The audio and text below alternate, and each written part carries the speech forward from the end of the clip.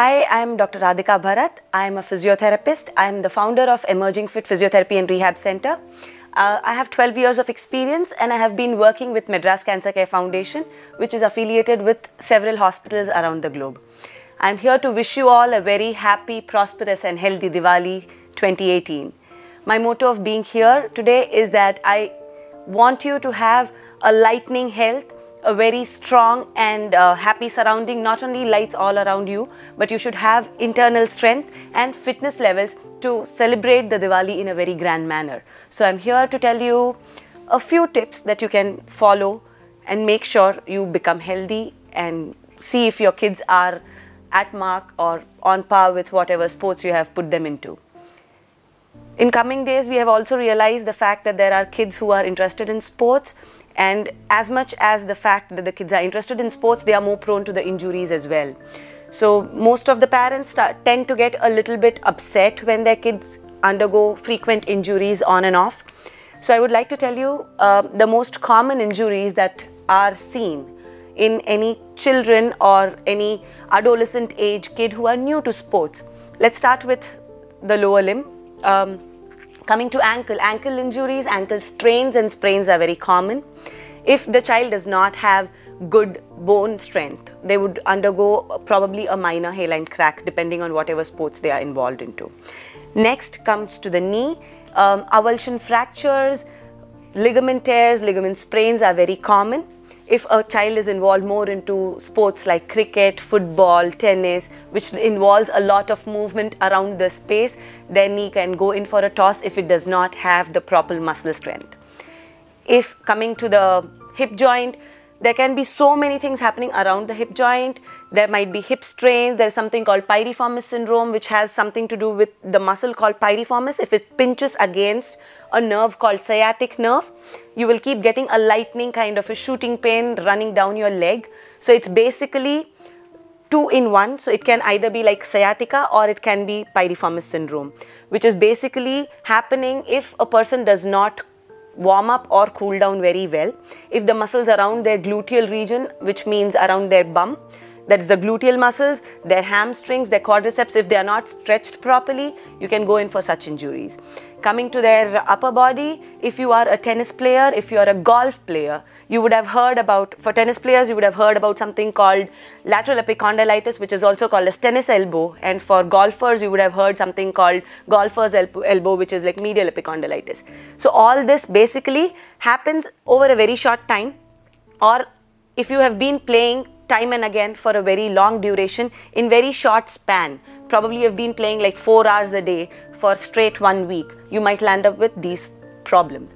For people, India being most crazy about cricket, if you are a fan of cricket, you might undergo probably something called frozen shoulder or repetitive stress injury of your shoulder, which usually happens due to improper strength of your shoulder girdle muscles and improper movement of bowling or even while trying to catch a ball. So having said all of these are small things that can happen here and there. I would like to tell you what you can do or what you can advise your kids to do to prevent yourself or them from the injuries that would happen. So first thing, it's very essential for you to condition your muscle. Irrespective of the sport that you are playing, you should understand the fact that your body needs to have the stamina and the strength to overcome any of the injuries that you might have while playing and be capable enough or performing 100% or to your optimum level while you are on the field. So having said that, what I mean by conditioning is that you need to strength train your body. When I say strength training, I mean you have to strengthen your core muscles and your particular joint muscles around your particular joint. Especially if you are into sports like say football or baseball or volleyball or long jump or running or cycling, which involves a lot of your lower body extremities, you need to understand that you need to work a lot more on your quadricep strength, on your hamstring strength, on your calf strength, on your core strength. Having said that, that does not mean that you have to ignore your chest muscles. You definitely have to do a lot of strengthening and conditioning for your upper body muscle as well. But when in comparison, the lower body can be taking up a little more focus while conditioning. So when I say conditioning, it is a very complex term. Conditioning does not only mean doing a certain kind of an exercise for certain kind of repetitions, certain amount of the days. It actually means you're supposed to take well nourished food, healthy nutrition. Your nutrition has to be planned. You have to make sure you hydrate yourself really well. You have to make sure you stretch before and after. Conditioning consists of portions wherein you need to know when to stretch, where to stretch, and if in case you have a mild kind of injury, or if you feel your muscle is not performing the way it is supposed to perform on the event or the program day, you're supposed to understand as to these are few stretches. If you do them in this way, you would feel better and you'd be able to perform really well, right? So having said all of this, there are certain things that your body or you can experience while playing. So what do you do when certain things happen? Most of us undergo something called cramps. If you are a runner, if you are a cycling person, you might get cramps either. If you get a cramps in your abdominal area, it's called a stitch. If you get a cramps in your calf, all that means that your body is depleting on the electrolyte level that it already has, and it is deficient of water content.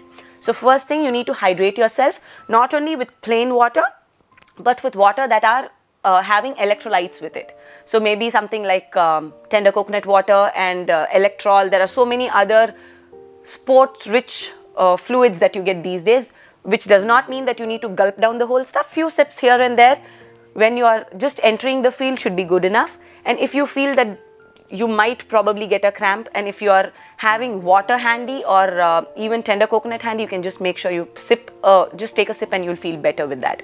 Now next, if you have in case got an injury, if that is a sprain, that is a strain or anything, the first advice would be stop playing then and there itself. If in case you can't stop in between, just finish whatever you have been doing. If you have like another half an hour of the game to go, I would not advise you to continue for remaining half an hour.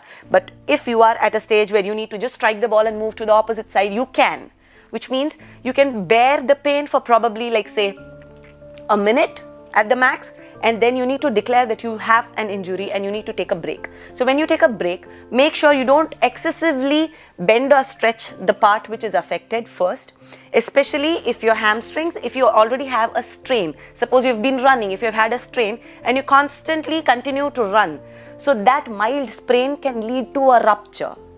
So athletes who keep running, who are into sprints and all, that is why we keep constantly telling them, do not overstretch your body beyond one point.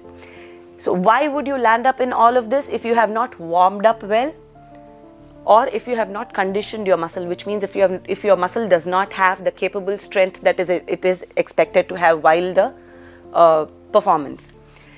So having said this, you also need to understand it is not only fitness does not mean, or conditioning does not mean starvation from whatever food you have been taking.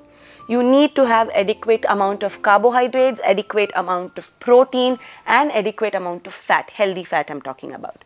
So if you think that protein, okay, if I'm going to have only kind of say some kind of a whey protein, plant protein, natural protein, or derive it from your food, and if you're not measuring what amount of protein you are having in comparison with what amount of output you require on the event day or during the practice session, you might fall either short of protein, which means your muscles would underplay, or you might be over the board with protein, which means you might feel over heavy while playing and you might not again perform to the optimum. So you need to have a consultation with your diet and nutritionist in order to make sure your diet levels and your nutrition level is proper.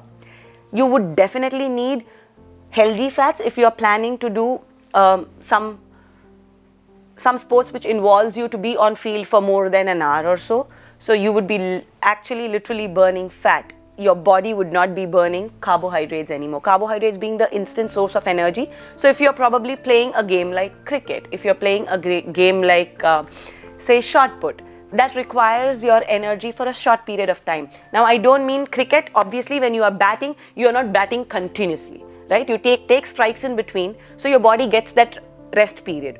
Even while shot put, it's all that you accumulate the energy and you just throw the ball, right? Whereas if you're playing a constant sport like football, like running, like cycling, which needs to cyclically keep going on and on and on, so that will keep depleting the amount of carbohydrates and it will be utilizing fat. So you need to have enough amount of healthy fats also. The driving force or the derivational units of healthy fat would be decided based on your age, based on your lifestyle, and based on your amount that you perform on the field or in that the involvement that you have in the sport physically by your diet and nutritionist. So don't ignore the fact that you are actually supposed to take healthy nutrition when you are planning to have a sport or when you're planning to play a sport. Having said all of this, looking at the injuries that kids have, either they land up with injuries because of lack of nutrition, as I already said, or because of not only because of lack of warm-up, but also because of lack of cool-down. So now there are 3 phases in a sport. The first being warm-up, next one being the actual sport that you play, and the later half being the cool-down. What do you do when you warm up? So your warm-up actually should consist of dynamic stretches depending on the sports that you are involved with. So that means if you are going to play, say, cricket, or if you are going to cycle for a while, which means your body is going to be in continuous motion. So you need to do more of dynamic stretches. You need to warm up in such a manner that your body is getting prepared and all your muscles are warming up in order to give you maximum efficiency when you are on field and when you are playing the game. Now, likewise, most of us, especially if we are aspiring sports people, we land up warming up really well. Probably you might give up like half an hour in warming up and then you are top class on the field, but once you are done with whatever you need to, most ignored part is the cool down.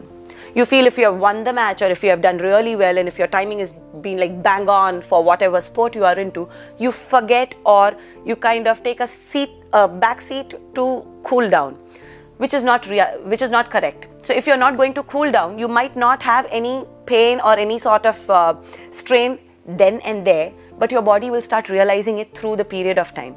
So you might start getting a strain or any other kind of injury, or it will start superficializing only after few hours after the sport. So it's not going to happen right away.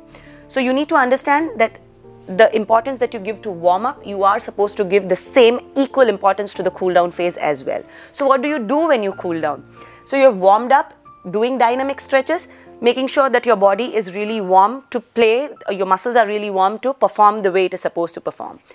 While cooling down, you should start with dynamic stretches so your muscles are still warmer and you're trying to stretch them in their comfortable limits, and then slowly move to static stretches so you're preparing your body to get back to your routine. So if in case you mean that you are a sports person or a school child who is interested into sports and who's going for some sports classes, so you're performing and doing the cool down, after which you're going to come back home or go to your school and your life is going to get more sedentary. So your muscles have to be understood in such a manner that you are preparing it to be sedentary for the remaining part of your day without showing up of any injuries.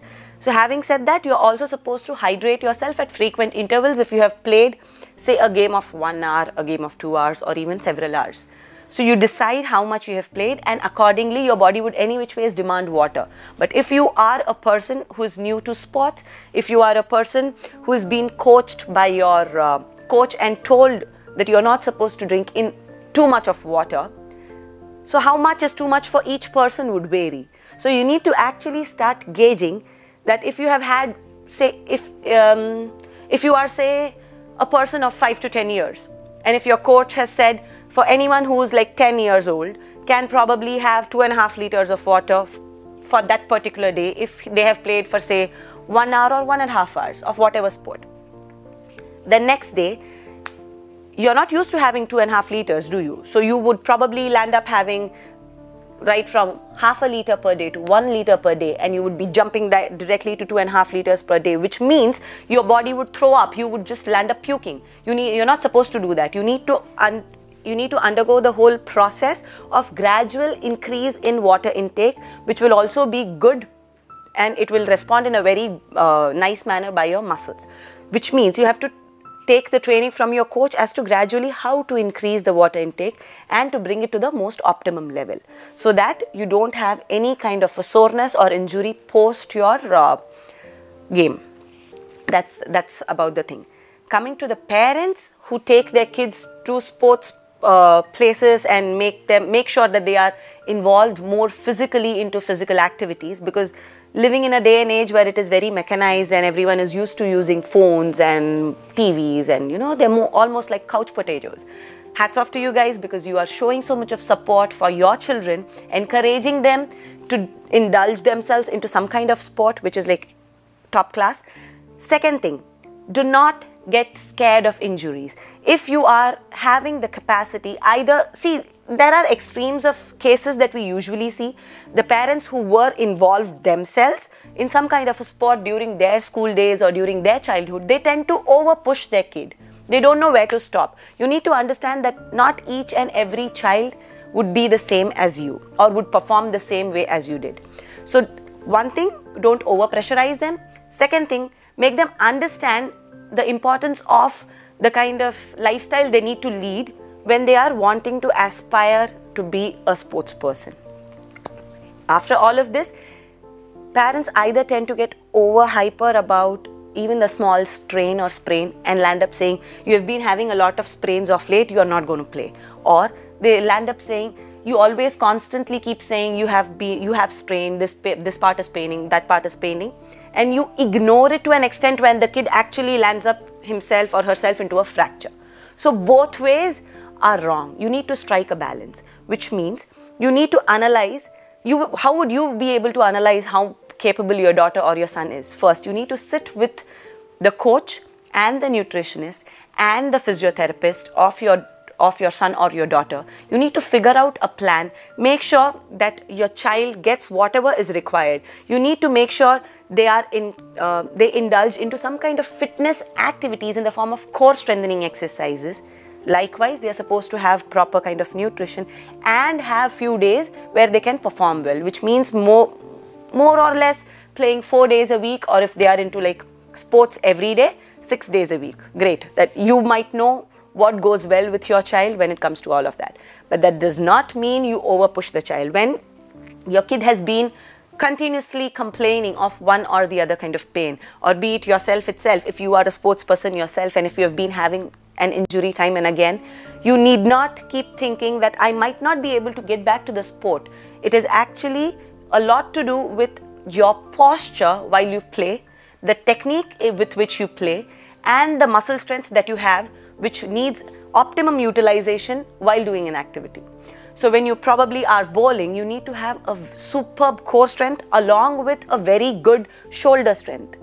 So if you are going to use a lot of your shoulder girdle muscle but not have enough energy, or if your posture through the day is going to just damage or tarnish the strength that you have been having in your shoulder girdle, you're not going to perform the optimum level that you are expected to. So you need to definitely take input based on your posture, based on your muscle strength, and all that would be assessed either by your physio or by your coach if he is well trained with all of that.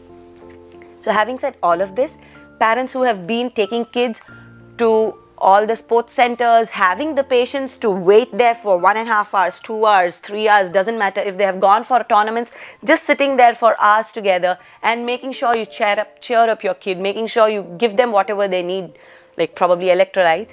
Hats off to you guys first. Second thing, I would like to advise you, if you have taken your kids for any kind of say practice session or just for a class, in that 1 hour, please utilize that 1 hour time for yourself.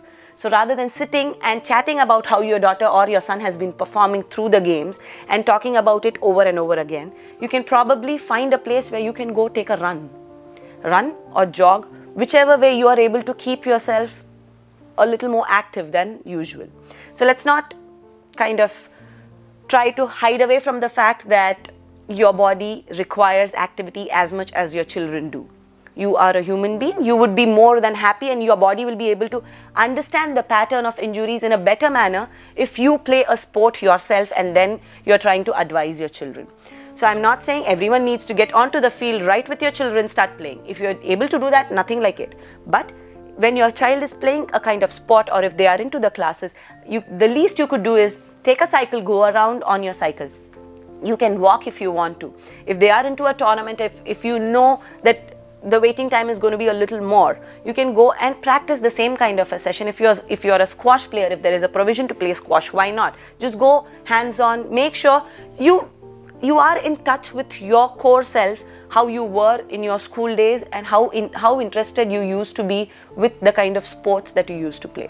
If you have never played anything, it's never too late. You can always start with something minimal, like probably sorting off to a swimming or going into cycling or going into running, whichever sport suits you the best. And when I say sports, I mean physical activity. I don't want you to probably opt to a sport which, you know, again is sedentary. I understand sports like chess and all is more sedentary, but it requires a lot of alertness, it requires a lot of mental strength and concentration. But talking about physical movement and sport, I would want you to get involved into something which requires you to get up from your place and move around. Yeah, that will be really great. So understanding if you are putting your children into some kind of sport like probably running, or if your kid has been just accompanying you, you know, not running, but just accompanying. If you have like a 5-year-old or a 10-year-old child who just comes and sits on the field and waits till you finish your 5K or 10K or 21K or whatever practice you have been doing, and if the child has been sitting and just watching you run along with so many other ladies or men, you never know, you might be indirectly influencing your own child. The child might develop interest and he would or she would want to get into a sport which involves running or which is running by itself. So you might be able to influence so many other people in different varieties of life and in different walks of life. So just make sure you are consistent with whatever you do. Don't allow the fear of injury overcome your passion for sport. And I'm saying all of this because I understand we are on the day of Diwali and there are fruits, vegetables, sweets all over the place. It's all lit up and you all just want to have whatever is in front of your eyes to whatever quantity you can or your body can tolerate.